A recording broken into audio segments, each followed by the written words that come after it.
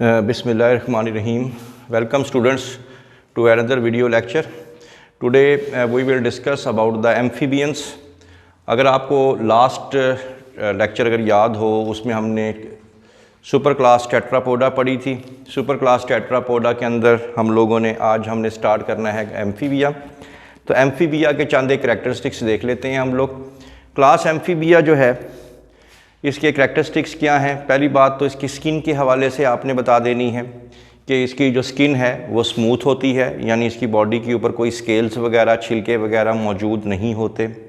जितने भी एम्फीबियंस होते हैं उनकी स्किन जो है हर वक्त मॉइस्ट रहती है। वजह मैं बता चुका हूँ आपको, क्योंकि ये पहले वो वर्टिब्रेट्स हैं जो खुश्की से पानी की तरफ आए, और क्योंकि अभी भी इनके अंदर मछलियों वाली कुछ जो हैबिट्स हैं वो भी हैं, वो और उन्हीं में से ही एक ये है कि इनकी स्किन जो है हर वक्त मॉइस्ट रहती है। विदाउट स्केल्स, स्किन पे कोई स्केल्स नहीं होते।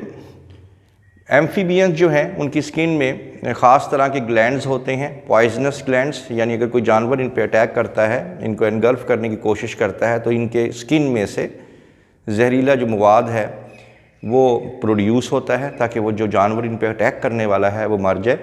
इसी वजह से बहुत ख़तरनाक पॉइजनस ग्लैंड्स इनके बॉडी पे मौजूद होते हैं।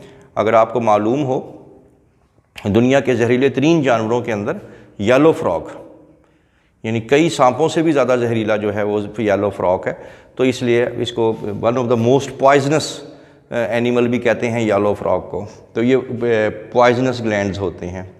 पिगमेंटेड सेल्स होते हैं, बहुत ही ये ब्राइट कलर्स के होते हैं, बहुत ही खूबसूरत कलर्स के होते हैं, बहुत ही शोख रंग के होते हैं। तो इनकी बॉडी के ऊपर कई तरह के कलर्स भी होते हैं, और वो कलर जो हैं क्रोमेटोफोर्स, वो सेल जो हैं वो क्रोमेटोफोर्स कहलाते हैं। तो ये आप लोगों के MCQ में आ सकता है। उसके बाद स्केलेटन के बारे में बात कर लें। इनका जो ढांचा है वो बोनी होता है। इनके जो बॉडी वेरीड होती है, यानी कुछ ऐसे होंगे जो जिनकी टेल होगी, कुछ ऐसे होंगे जिनकी टेल नहीं होगी। अगर पूछ लिया जाए एग्जांपल में, अगर टेल्ड में आ जाएंगे सैलामेंडर्स, ये छिपकली की तरह की होती है, और विदाउट टेल के अंदर फ्रॉग आपको पता ही है इसकी टेल नहीं होती।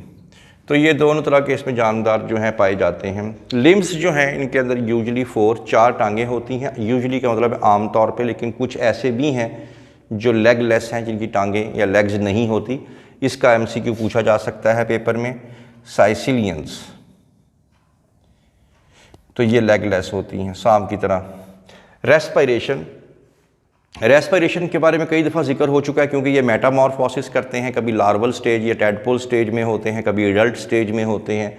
तो जब ये लार्वल स्टेज में होते हैं तो फिर ये गिल्स के ज़रिए सांस लेते हैं, और जब ये अडल्ट फॉर्म में होते हैं तो लंग्स के ज़रिए सांस लेते हैं। तो ये आप लोगों ने बता देना। हार्ट इसका बहुत यूनिक है। इसके 3 चैम्बर यानी 2 एट्रियम है, 1 वेंट्रिकल है। पहली बात तो ये है। इसके अलावा इसके पास एक और चैम्बर भी होता है, साइनस वेनोसिस, पूरी बॉडी से ब्लड कलेक्ट करता है, और पूरी बॉडी को सप्लाई करने के लिए ट्रंकस आर्टरियोसिस भी इनके पास होता है। अब मुख्तलिफ एओर्टिक आर्चेस निकलती हैं इसमें से। ये चैप्टर 14 में आप लोग ऐसे पढ़ चुके हैं। डायग्राम के अंदर भी इसको भी दिखा दिया जाएगा कि ये 5 जो हैं, इसके 3 ये हो जाएंगे, और ये साइनस वेनोसिस और ट्रंकस आर्टरियोसिस भी इसके अंदर होते हैं। इसके अंदर सर्कुलेशन जो है डबल सर्कुलेशन कहलाती है। डबल सर्कुलेशन की वजह क्या है कि ये एक डायग्राम बनाई हुई है। ये हार्ट है, ये लंग्स हैं, और ये बॉडी है। हार्ट से जो डीऑक्सीजनेटेड ब्लड है वो चला जाएगा लंग्स में, ये आप लोग देख सकते हैं। हार्ट से डीऑक्सीजनेटेड ब्लड चला जाएगा लंग से, और लंग से दोबारा ये चक्कर काट के, एक पूरा सर्किट काट के दोबारा हार्ट में ऑक्सीजनेट होके, यानी साफ़ सुथरा होके वापस हार्ट में आ जाएगा। तो ये एक सर्किट बन गया। इसको आम तौर पे हम लोग पल्मोनरी सर्कुलेशन भी बोलते हैं। Pulmonary circulation. फिर जब ऑक्सीजनेटेड ब्लड आ जाएगा तो ऑक्सीजनेटेड ब्लड फिर निकलेगा और पूरी बॉडी को सप्लाई करेगा, और पूरी बॉडी को सप्लाई करने के बाद बॉडी से फिर डीऑक्सीजनेटेड ब्लड दोबारा कहाँ आ जाएगा, हार्ट में आ जाएगा। इसको हम लोग सिस्टीमिक सर्कुलेशन भी कहते हैं।